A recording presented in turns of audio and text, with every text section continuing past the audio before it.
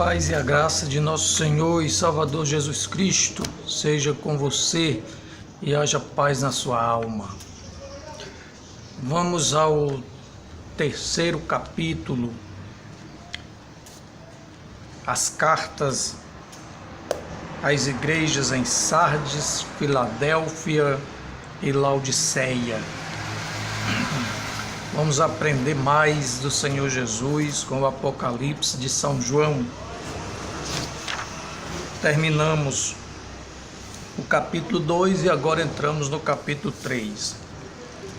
O versículo 1 diz: Ao anjo da igreja em Sardes, escreve: Isto diz aquele que tem os 7 Espíritos de Deus e as 7 estrelas. Conheço as tuas obras. Tens nome de que vives e estás morto. A carta está endereçada à cidade de Sardes. A cidade de Sardes era uma cidade da província romana da Ásia Menor. Ficava localizada na parte ocidental do que hoje se chama de Turquia Asiática. Era a principal cidade do antigo reino da Lídia e um dos maiores poderes, uma das maiores forças que os gregos tiveram que enfrentar quando começaram a colonização naquela região ali. No período do último rei da cidade de Sardes, ela era uma fortaleza poderosa, uma cidade-estado, né? Uma cidade muito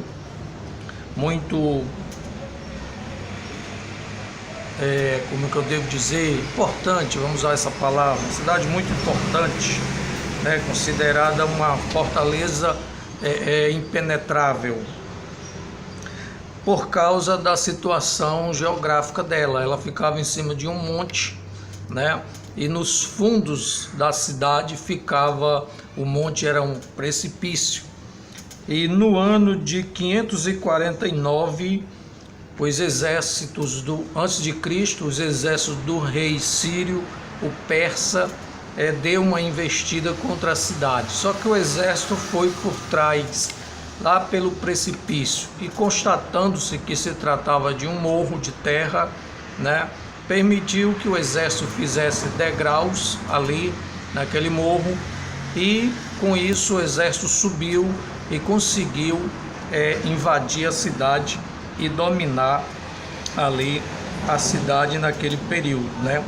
A cidade pensou que era impenetrável e não vigiou a sua retaguarda ali. Essa era a atitude da igreja, por isso associado aí a igreja com a cidade de Sardes. Nos tempos dos romanos, Sardes nunca recuperou mais a sua antiga glória, embora ela fosse uma cidade comercialmente importante, né? Porque se situava numa rota comercial do Rio Ermo. Ela tinha como expandir o seu comércio ali. No ano 17 depois de Cristo, a cidade de Sardes foi atingida por um terremoto e o imperador romano Tibério, sendo um sujeito espertalhão, ajudou na reconstrução da cidade. E os sardenses, quando viram a cidade sendo reconstruída, né, ficaram muito animados e começaram então ali uma campanha para a construção de um templo dedicado ao imperador. Só que outras cidades da região também estavam com esse desejo de ter um templo dedicado ao imperador, que era para a prática do culto ao imperador, né? Mas Sardes perdeu essa disputa e quem ganhou o templo foi construído na cidade de Esmirna. No ano de 716 depois de Cristo, a cidade foi conquistada pelos árabes, né?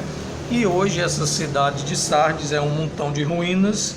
O que existe lá é uma pequena aldeia chamada de Sardes. É o que temos para a cidade de Sardes. Mas o texto diz: tens nome de que vives e estás morto. Na época do bispo Melito, da cidade de Sardes, isso por volta do século II depois de Cristo, houve um avivamento, uma espécie de reavivamento na igreja local, na igreja de Sardes. Porém, era aquele reavivamento que a gente, como os avivamentos de hoje, que a gente vê em muitas igrejas, uma determinada banda de um determinado ministério, por se considerar gospel, né? Faz umas músicas interessantes e essas músicas estouram na mídia e vem uma grande multidão de fãs e se alegram e cantam as músicas, e eles têm isso como um avivamento, um reavivamento. Porém, a gente sabe que avivamento mesmo não é isso. A gente conhece, quem conhece a Deus sabe, quem conhece o Espírito Santo sabe que isso não é avivamento, né? Esses avivamentos que vieram a partir do ano de 1960, né? Participaram igrejas pentecostais, igrejas que não eram pentecostais, passaram nesse movimento de avivamento, e a gente fica assim, quem tem experiência com o Espírito Santo, né? A gente observa e vê que é bonito esse avivamento que hoje em dia existe, que foi semelhante ao avivamento que aconteceu no século II, ali começando pela cidade de Sardes, na igreja de Sardes. A gente vê uma coisa muito bonita, uma coisa muito maravilhosa, bonita de se ver. É como quem passa na frente de um cemitério e vê os sepulcros todos pintados, todos limpinhos, toda coisa mais linda, né? Mas imagina só o que tem dentro. Não existe avivamento com beleza, glamour. Não existe avivamento nisso. Avivamento você vai ter quando você vê o seu líder maior, aqueles obreiros, principalmente os obreiros da sua igreja, da sua congregação, da sua denominação, aqueles importantes que chegam de paletó e gravata, num carrão novo do ano, com a pasta preta na mão, que mais parece um empresário do que um pastor, que mais parece um industrial do que um servo de Deus, sabe? Um homem cheio de estratégia, cheio de ideias para fazer movimentos na igreja e angariar e melhorar as estruturas do templo, essas coisas aí. Quando você vê aqueles grandões lá, ajoelhado, você chegar na igreja, que abrir a porta, você entrar, você vê o seu pastor chorando. Aqueles obreiros todos curvados diante de Deus, ajoelhados, com a face no pó, chorando, clamando, pedindo: Senhor, eu preciso de poder, de misericórdia, de unção, de verdade. Eu preciso ser verdadeiro, autêntico, eu preciso ser genuíno, eu preciso ser mais crente. Quando você escutar isso, pode ter certeza que você verá dentro em breve um avivamento verdadeiro dentro da sua igreja. Se você não vê isso, filho, vai continuar com a exortação aqui do que o Senhor falou para o obreiro de Sardes e os crentes de Sardes. Vocês têm nome de que vive, mas vocês estão mortos. Os 7 Espíritos de Deus, o texto também fala dos 7 Espíritos de Deus e de 7 estrelas. Essas explicações, elas estão nos comentários do Apocalipse, dos vídeos anteriores que a gente viu, no capítulo 2, tá certo? O capítulo 1 e o capítulo 2, vocês vão ver os comentários, o que se é as 7 estrelas, né? Deus fala até para João que esses estrelas que vocês estão vendo aí, essas 7 estrelas, são os 7 anjos, né? Os 7 pastores, os 7 dirigentes da igreja que estão aqui nas minhas mãos. Versículo 2 diz: Sei vigilante e confirma o restante que estava para morrer, porque não tenho achado as tuas obras perfeitas diante do meu Deus. Esse termo vigilante é uma exortação a acordar do sono. O que é que um vigilante faz? Um vigilante, ele tem que vigiar, ele tem que se manter, ele tem por obrigação de se manter esperto, de se manter atento e principalmente de se manter acordado. Ele não pode dormir, né?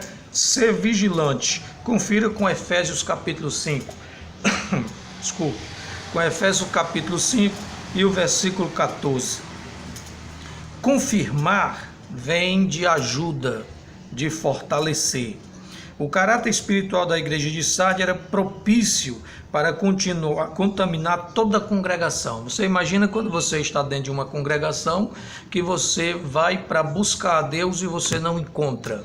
Lá na igreja de Laodiceia, Jesus está dizendo o seguinte: eu também conheço as tuas obras e eu estou na porta e bato. Você imagina, você chega na igreja cheio de problemas, exausto, ansiedades, anseios e tantas coisas que se acumularam dentro de você no decorrer do dia, do mês, do ano, da semana, não sei, são tantas as lutas e cada dia é uma maior, e a casa de Deus você vai a fim de lançar nos pés do Senhor todos os seus anseios, todas as suas necessidades, as suas angrúrias, né? Aí você chega lá e você não encontra Deus, você encontra movimento, você encontra um irmão animado, você encontra o outro triste, você encontra uma mensagem mais filosófica do que profética, do que espiritual, mais carnal do que espiritual, você não encontra nada disso, né? Então esse ambiente vai contaminar você também. Você pode fazer parte, estar dentro da sua igreja fazendo parte desse restante aqui que estava para morrer, né? Então você fuja de lá, procure um local onde você veja Deus. Deus é grande, Deus é maravilhoso, Deus é poder, Deus é amor, Deus é justiça. Não se engane, conheça as qualidades de Deus, conheça as características de Deus, conheça a personalidade de Deus, né? Tantos homens de Deus disseram: eu conheço meu Deus, né? Eu conheço o Deus de Israel. Jó diz assim: eu sei em quem eu tenho crido. O apóstolo Paulo também fala isso. O Jó diz: eu sei que o meu Redentor vive. Você diz que tem experiência com Deus, então procure Deus, né? Escapa-te por tua vida, não se deixe contaminar, não vá pela maioria. Elias estava no Monte Carmelo sozinho e os profetas de Baal tinha toda Israel do lado deles, né? E Elias só estava ele e Deus. Na sua igreja pode ser que esteja só você e Deus, ou só você à procura de Deus, do Deus verdadeiro. Então, querido, toma cuidado na tua vida, dentro da tua congregação. Vamos, confira Lucas 22 e 32. Em 1 Coríntios, capítulo 15, versículo 34, diz o seguinte: acordai para a justiça e não pequeis mais, porque alguns ainda não têm conhecimento de Deus. Digo para a vergonha vossa, né? Ali dentro daquela congregação estava aquele povo, né? Ali vivendo ao redor de uma ideologia, de uma filosofia, de um pensamento. Não, aqui está indo bom, está indo desse jeito, vamos assim porque vai dar certo. E muitas vezes Deus não quer isso. Jesus morreu na cruz, né? Jesus morreu na cruz para salvar a humanidade e o seu sangue nos purificar de todo pecado. Ele diz assim: digo isso que muitos não têm conhecimento de Deus, e eu digo isso para a vergonha vossa. Às vezes você está numa cidade e a sua cidade tem 50 mil habitantes, 100 mil habitantes. Aí você é o obreiro dessa cidade, é o pastor dessa cidade. Você é crente, tem Jesus na vida, você não é o pastor, mas é crente da sua igreja, né? E você está nessa cidade, você tem responsabilidade diante de Deus nesta cidade, saiba disso, tá certo? E você se anima porque saiu o último censo, né? Levantamento, foi constatado que na sua cidade que tem 100 mil habitantes, 50 mil habitantes, tem 3% de crentes que são cristãos, né? Cristãos evangélicos, cristãos genuínos, verdadeiros. Tem 3% aí, você se anima, você se alegra, você, né? Oh, glória a Deus, você acredita mesmo nisso, que há motivo de você se alegrar? Porque numa cidade que você está, representante do Senhor Jesus, portador da mensagem da justiça e da salvação, você acha mesmo que tem por que você se alegrar porque a sua cidade tem 3% de crente? Jesus não morreu na cruz para que você ganhasse 3% não, para salvar 3%, 5% não. Jesus deu a vida na cruz do Calvário para salvar toda a cidade. Apresente diante de Deus um projeto de salvação em massa. Senhor, tu me colocaste numa cidade com 100 mil habitantes, me dá condição de evangelizar 100 mil habitantes, 100 mil pessoas. Eu quero ganhar 100 mil pessoas, eu quero que a mensagem entre nos ouvidos de 100 mil pessoas, porque foi o local que o Senhor me colocou. Jonas fez uma cruzada de 3 dias a pé, correndo dentro da cidade, feito louco. 3 dias, e essa cidade ou se arrepende ou essa cidade vai ser destruída. Jonas ganhou a cidade inteira, Nínive inteira se arrependeu. O rei proclamou um juízo. Então pense grande, irmão. Pense grande, deixe de ter miopia, de ser um obreiro míope, que só vê aquela coisinha que você está ali acostumado a ver, né? Ali, parece que está querendo cheirar a Bíblia, porque você é míope, porque você só vê aquela coisinha que você está ali. Tente olhar para Deus, tente olhar para a sua cidade com os olhos de Cristo e ver que verdadeiramente Cristo morreu pela cidade inteira. Pelos bandidos, pelos religiosos, pelos os que se acham bonzinhos, pelos educados, pelos mal educados, por você, pela sua congregação. O Senhor, Ele abraçou a todos. Vinde a mim todos os que estáis cansados, oprimidos e sobrecarregados. Não se particularize e nem ache que você está no mais alto retiro diante de Deus, está na presença do Senhor, que você tem pontos diante de Deus por causa disso, porque você tem 3%, 5% numa cidade de tantos mil habitantes. Olhe para as almas que estão perdendo e confirme diante de Deus que de 100 mil habitantes, 3% é coisa muito pouca e muitos ainda estão para morrer. Então confirma isso diante do Senhor e apresenta projetos a Deus, para que esses projetos verdadeiramente venham ser abençoados e Deus possa enviar poder para que você os execute. Tá certo, queridos? Então é isso daí. Vamos ao versículo 3. Lembra-te, portanto, do que tens recebido e ouvido, e guarda-o, e arrepende-te, pois se não vigiares, virei como um ladrão, e não saberás a que hora sobre ti virei. Negligência, falhas, indolência, apatia espiritual são passos que te levam à morte espiritual. Tem tudo a ver, né, com a construção do seu caráter diante de Deus. Essas coisas são obrigação nossa de combatermos isso, combater a negligência, combater a indolência, combater a apatia espiritual, deixar de estar defendendo placas de igreja. Eu não defendo nem o meu nome, eu não defendo nada, eu não sou político partidário, não tenho nenhum partido político, eu não tenho ideologias, não. Eu sou autêntico, eu sou eu. E eu creio no Senhor Jesus e abracei os seus princípios e gosto da sua ideia, do seu projeto, e tenho isso para mim. Não tem outra coisa, não tem por que eu defender nenhuma ideia, nenhuma ideologia deste mundo aqui, porque a minha pátria não é daqui. E é assim que você, cristão, tem que pensar. né? Lembra-te, portanto, do que tens ouvido e do que tens recebido e guarda. Você foi comprado por Deus. Guarde isso.